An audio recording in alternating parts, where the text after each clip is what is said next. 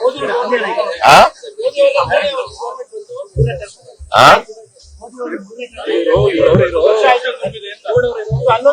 ಅವ್ರ ಸರ್ಕಾರಕ್ಕೆ 1 ವರ್ಷ ಆಯ್ತಂತೆ. ನಾನೇನ್ ಮೋದಿ ಇದಾರಲ್ಲ, ಅವರು ಪ್ರಚಾರದಿಂದ ಬದುಕಿರೋದು ಗೊತ್ತಾಯ್ತಲ್ಲ. ಬರೀ ಈಗ ಡಿಮಾನಿಟೈಸೇಷನ್ ಮಾಡಿದ್ರು, ಏನಾಯ್ತು ಅದು?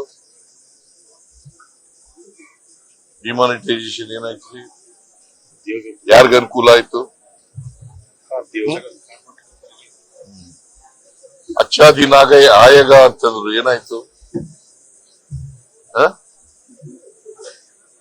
ಏನಾಯ್ತ್ರಿ? ಪ್ರತಿ ವರ್ಷ 2 ಕೋಟಿ ಉದ್ಯೋಗ ಕೊಡ್ತೀವಿ ಅಂತಂದ್ರೆ ಏನಾಯ್ತು?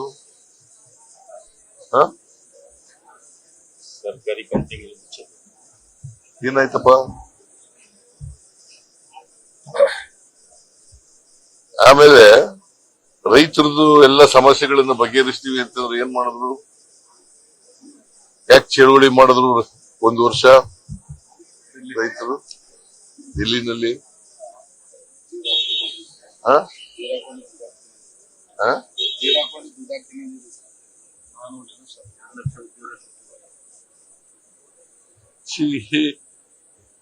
ಅವರು ಏನ್ ಹೇಳಿದ್ರು ಮೇಜರ್ ಆಗಿ ಒಂದನ್ನೂ ಮಾಡ್ಲಿಲ್ಲ. 11 ವರ್ಷ ತುಂಬಿಸಿದ್ದಾರೆ ಅಷ್ಟೇ. ಅದೇನಾಗಿದೆ, ಪ್ರಚಾರದಿಂದ ಮೀಡಿಯಾದವರು ಅವರಿಗೆ ಹೆಚ್ಚು ಪ್ರಚಾರ ಕೊಡ್ತಾರೆ, ಸುಳ್ಳು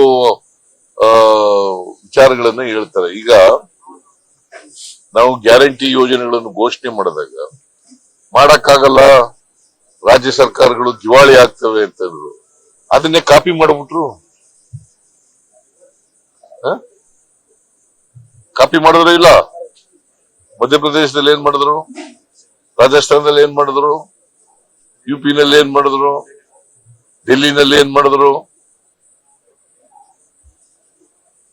ಈಗ ಆಮೇಲೆ ಗುಜರಾತ್ ನ ಚೀಫ್ ಮಿನಿಸ್ಟರ್ ಇರುವಾಗ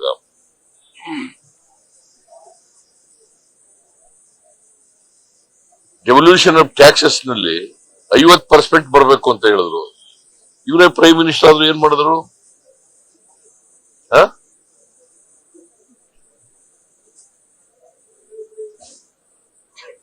ಮಾಡ್ಲಿಲ್ಲ. ಏನು ನೀವು ಅದನ್ನೆಲ್ಲ ಹೇಳೋದೇ ಇಲ್ಲ. ನಿರ್ಮಲಾ ಸೀತಾರಾಮನ್ 5,300 ಕೋಟಿ ಕೊಡ್ತೀವಿ ಅಂತ ಹೇಳಿದ್ರು, ಕೊಟ್ರ? 15ನೇ ಹಣಕಾಸಿನ ಆಯೋಗದವರು 11,495 ಕೋಟಿ ಕೊಡ್ತೀವಿ ಕೊಡ್ಬೇಕಾಗಿತ್ತು ಅಂತ ಹೇಳಿದ್ರು, ಶಿಫಾರಸ್ ಮಾಡಿದ್ರು, ಕೊಟ್ರ?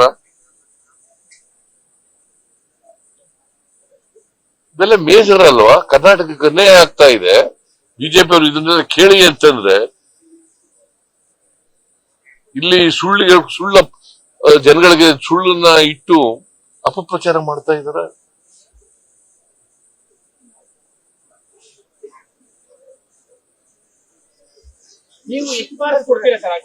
ಯಾರಿಗೆ?